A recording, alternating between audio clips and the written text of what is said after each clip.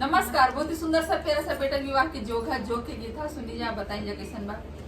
अरे बेरिया के बेरिया तो के बारी जुए दूल्हा जानी जाना सुहा के नागार। अरे बेरिया के बेरिया तो के बारी जुए दूल्हा जानी जाना सुहा के नागार।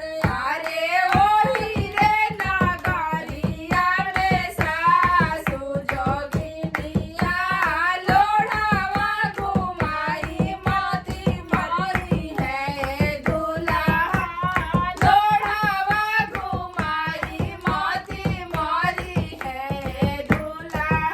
अरे बेरिया के बेरिया तोरे बारी जुए दूल्हा जानी जइहा सुहवा के नागार।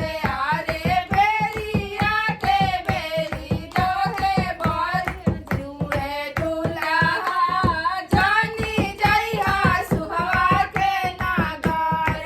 अरे ओही रे नागारिया में सारा हज जोगिनिया दाहिया खियाई मतिया मारी है दूल्हा दाहिया खियाई माती मारी है दूल्हा।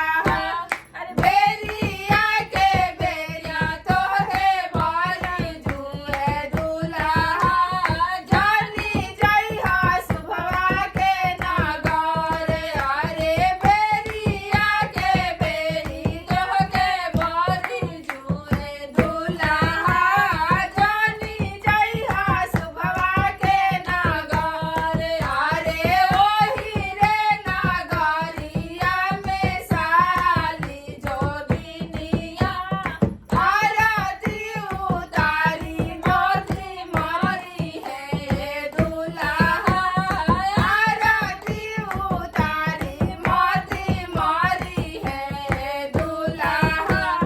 बेरिया के बेरी तोहरे बारी जुए दूल्हा जानी जइहा सुहवा के नागार। अरे बेरिया के बेरी तोहरे बारी जुए दूल्हा जानी जइहा सुहवा के नागार।